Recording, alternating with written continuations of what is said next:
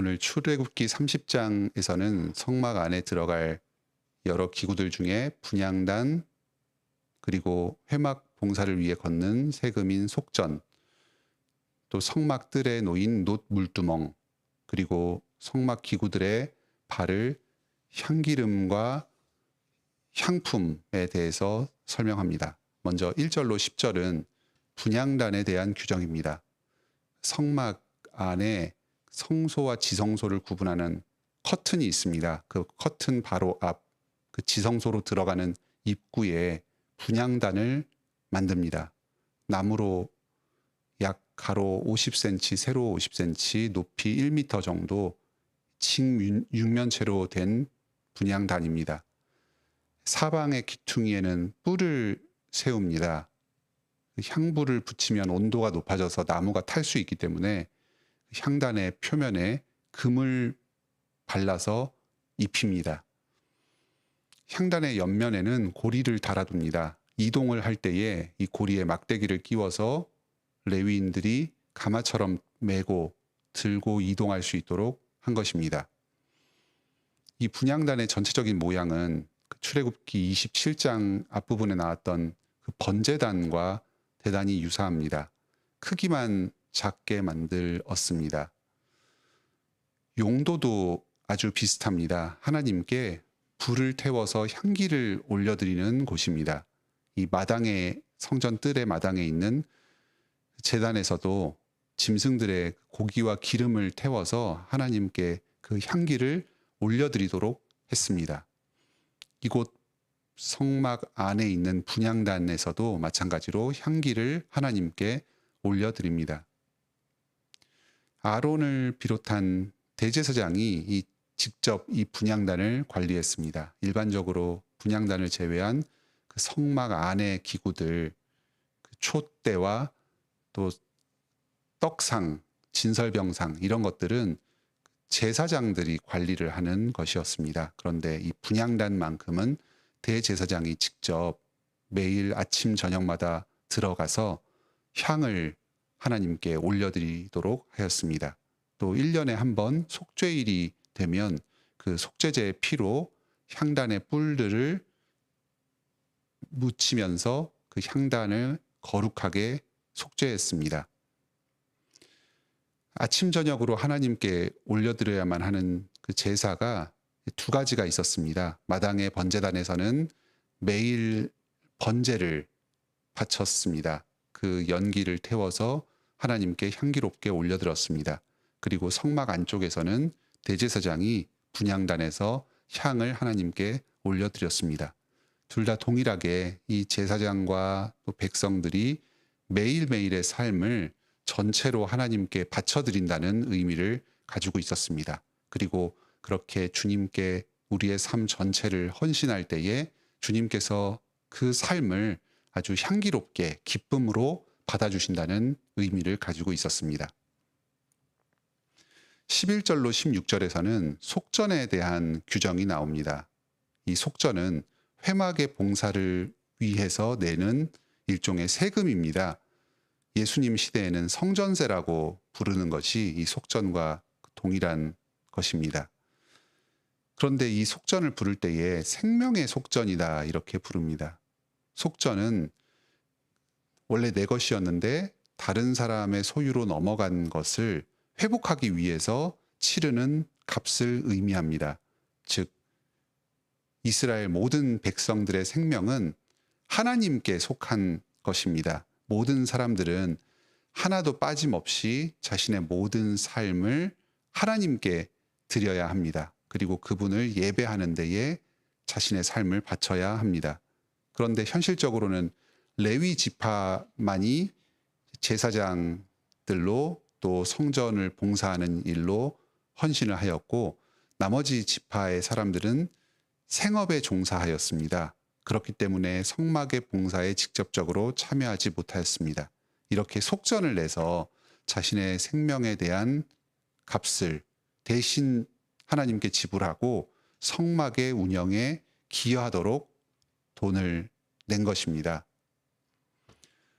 이 성전세 속전은 오늘날 헌금과 동일한 의미를 가지고 있습니다. 헌금도 우리 예배 가운데 우리의 전 존재가 하나님께 속하였음을 고백하면서 이 전 존재를 하나님께 드리는 것을 표현하는 의미를 한 가지 가지고 있습니다. 그와 동시에 교회 운영과 구제에 필요한 비용을 충당하는 그 두 가지 목적을 가지고 있습니다. 이 속전규례에서 중요하게 설명하고 있는 점은 모든 백성들이 부유하거나 가난하거나 높고 낮음에 상관없이 한 사람당 반세겔의 동일한 금액을 낸다는 점입니다.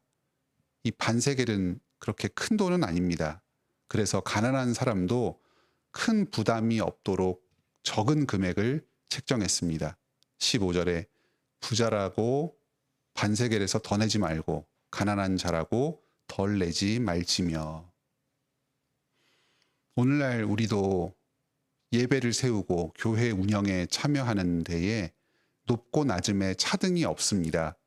모든 사람의 교회 지체로서 각자의 그 은사와 또 상황에 따라서 동등하게 참여합니다. 부유하다고 해서 어떤 특권을 가지는 것도 아니고 가난하다고 해서 그 의무에서 빠질 수 있는 것도 아닙니다. 헌금뿐만 아니라 오늘날에는 시간이나 기도나 어떤 인간관계나 다양한 여러 가지 방식으로 자신의 생명값을 주님을 위하여 또 교회를 위하여 드릴 수 있습니다. 주님께 나의 모든 삶을 드린다는 마음으로 그분의 몸된 교회를 위하여 헌금하시고 또 자신의 것들을 기쁘게 내어주시는 여러분들이 되시길 바랍니다. 17절로 21절에서는 놋 물두멍이 나옵니다. 이 성막의 바로 앞쪽에 마당에 뜰에 놋으로 만든 큰 대야를 만들어 두었습니다. 거기에 물을 담아 두었습니다. 제사장이 회막에 들어갈 때 하나님 가까이로 나아갈 때 또는 제단에서 제사를 드릴 때에 이 대야에서 물을 가지고 자신의 손과 발을 씻어야만 했습니다. 자기 스스로가 죄인이고 제사장이지만 한 인간으로서 죄인에 불과하다. 하나님께 나아갈 때에는 정결하여지고 죄 용서를 받아야만 한다 하는 것을 이런 의식을 통해서 나타냈습니다. 제사장이 하나님 앞에 나아갈 때에 성도들을 대신해서 여러 제사의 의식을 행할 때에 자기를 높이지 않도록 하고 늘 겸손함을 유지할 수 있도록 이런 놋 물두멍과 같은 기구를 두었습니다.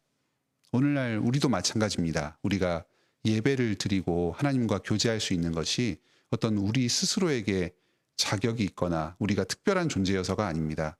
예수 그리스도 안에서 오직 그리스도로 말미암아서 주어진 은혜요 누릴 자격 없는 특권입니다. 늘 그리스도를 의지하여서 겸손하게 하나님 앞으로 나아가 예배하고 기도합시다. 마지막으로 22절로 38절에서는 거룩한 향기름과 향품에 관한 규정이 나옵니다. 거룩한 향기름을 만들어서 여러 성막 기구들에 발랐습니다. 그리고 또 제사장에게 붓도록 하였습니다. 이렇게 향기름을 바르고 부으면 온 성막에 그 향기가 넘쳤을 것입니다. 또 거룩한 향품, 아주 진한 고체로 된 향품을 만들어서 그것을 가루로 빻아서 지성소 안에 증거궤 앞에 두도록 했습니다. 오늘날로 치면 일종의 그 디퓨저와 같은 그런 기능을 하는 물건입니다. 이 증거궤는 하나님의 임재가 나타나는 장소입니다. 그곳에 향품을 두어서 그 성막 전체에 특히 그 하나님의 임재 앞에 향기가 진하게 풍겨 나오도록 하였습니다. 지금까지 출애굽기 25장부터 30장까지 16개 장에 6개 장에 걸쳐서 회막의 여러 기구들에 대해서 설명을 하였습니다. 근데 이 전체를 마무리하는 30장의 가장 마지막 부분에 이 향기름과 향품에 관한 설명으로 끝맺음을 하는 것은 아주 깊은 의미가 담겨 있습니다. 여기에는 하나님께서 성막과 제사장에 관한 여러 규례를 주셨지만 이것들 자체로서 하나님께 나아갈 자격이 있는 것은 아님을 보여주십니다. 결국은 이 모든 제사와 또 제사장의 섬김을 받아주시는 것은 오직 주님의 은혜로 말미암은 것이다 하는 것을 가르쳐 주십니다. 진한 향기를 풍기는 기름과 향품을 만들어서 성막의 여러 기구들에 바르고 또 제사장에게 붓습니다. 특히 증거궤 앞에 하나님의 거룩하신 임재 앞에 놓습니다. 하나님께서 거하시고 임재하시는 성막 전체에 진한 향기를 덮어 놓습니다. 너희가 바치는 모든 제사와 예식을 무조건적으로 절대적으로 향기로운 것으로 받아주겠다 하는 이 복음이 여기에 담겨 있습니다.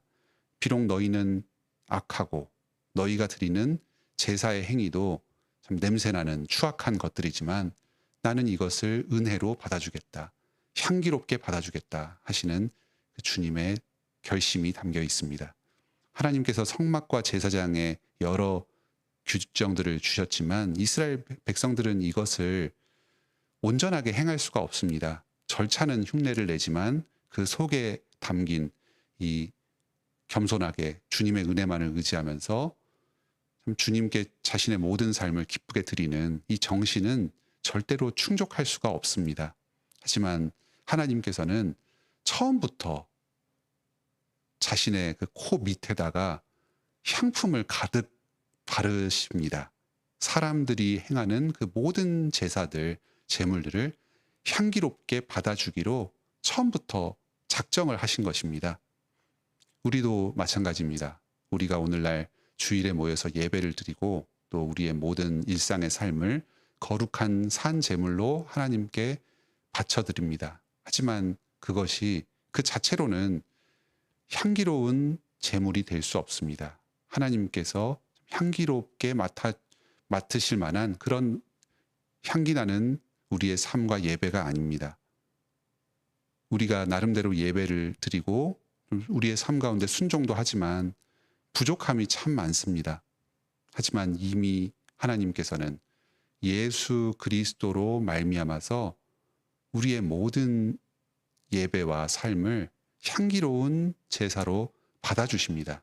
이 교회 가운데 그리스도께서 임재하시고 또 우리의 삶 가운데 그리스도께서 동행하시면서 우리의 모든 예배와 삶을 그리스도적인 것으로 그리스도의 것으로 인정하여 주시고 받아주십니다. 우리의 그 무익한 수고를 통하여서 또 하나님의 거룩한 그 구원의 열매를 맺게 하여 주십니다. 내일도 우리가 예배로 모입니다. 주님께서 우리를 불러주시고 예배를 받아주신 것이 오직 예수 그리스도의 은혜로 말미암은 것임을 기억하면서 감사합시다. 기쁨으로 그리스도를 의지하여서 주님께 예배하고 또 하나님께 향기로운 제물로 올려드리는 그 복된 삶을 사시기 바랍니다. 함께 기도합시다. 하늘 계신 우리 아버지, 이 출애굽기 말씀을 통해서 여러 성막의 제도를 살펴보게 하시고 이를 통해서 주님께서 이 죄인된 이스라엘 백성들을 용서하여 주시며 그들과 함께하여 주셨다는 사실을 깨닫게 하여 주시니 감사드립니다. 오늘은 성막보다 성전보다 더욱 온전하게 하나님의 제사를 완성시킨 예수 그리스도께서 우리와 함께 계십니다. 그리스도께서 임마누엘로 늘 저희와 거하시며 하나님의 임재와 동행을 가능하게 하여 주십니다. 우리는 언제든지 어디서든지 예수 그리스도를 의지하여 하나님께 기도로 나아가고 또 예배할 수 있습니다. 이 큰 은혜를 저희에게 주신 것을 감사드립니다. 저희가 스스로 신자된 자로서 마치 하나님 앞에 무언가를 요구하고 예배드릴 수 있는 자격이 있다고 착각하지 않게 하여 주시옵소서. 주님께서 우리를 의롭게 받아주시고 용서해 주신 것이 마치 우리 안에 어떤 선이 있어서 그런 것처럼 오해하거나 착각하는 일이 없게 하여 주시옵소서. 오직 예수 그리스도의 이 죄 용서의 은혜로 말미암아서 주님께서 우리의 모든 예배를 받으시고 기도를 들어 주십니다.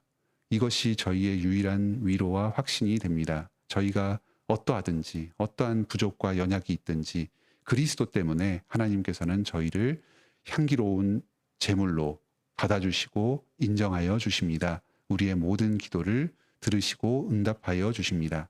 이 예수 그리스도의 신실하심을 의지하여서 오늘도 저희가 주님께 드릴 거룩한 삶으로 나아가게 하여 주시옵소서. 우리의 예배와 전 존재를 주님께서 받아 주시옵소서. 내일도 저희를 주일의 예배로 불러 모아 주시니 감사드립니다. 우리 모든 성도들이 주님의 부르심에 화답하여 기쁨으로 순종으로 예배의 자리로 나오게 하여 주시옵소서. 사람의 생각이 개입되지 않게 하여 주시고 오직 예수 그리스도만이 높아지는 신령과 진정으로 드리는 예배가 되도록 인도하여 주시옵소서. 내일 예배 가운데 말씀을 증거할 김성수 교수님에게 지혜와 능력을 허락하여 주셔서 하나님의 말씀을 풍성하게 깨닫고 그것을 성도들에게 담대하게 또 주님의 사랑의 마음으로 전하게 하여 주시옵소서. 또 내일 성찬을 집례할 안용준 목사님에게 함께하여 주셔서 모든 절차들을 순조롭게 집례하게 하여 주시고 이를 통해서 예수 그리스도의 복음을 증거하게 하여 주시옵소서. 또 내일과 모레 이틀간 전교인 수양회로 모이고자 합니다. 주님께서 이 모든 시종을 주관하여 주시고 이 가운데에 교인들에게 큰 은혜를 베풀어 주시옵소서. 말씀에 풍성하게 하여 주시고 기쁨이 넘치게 하여 주시옵소서.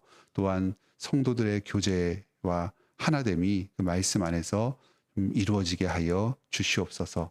오늘도 저희가 복된 삶, 주님께 바쳐드릴 만한 거룩한 산 제물로 드리는 삶을 살길 원합니다. 예수님의 이름으로 기도드립니다. 아멘. 은혜로운 기도의 시간 되시길 바랍니다.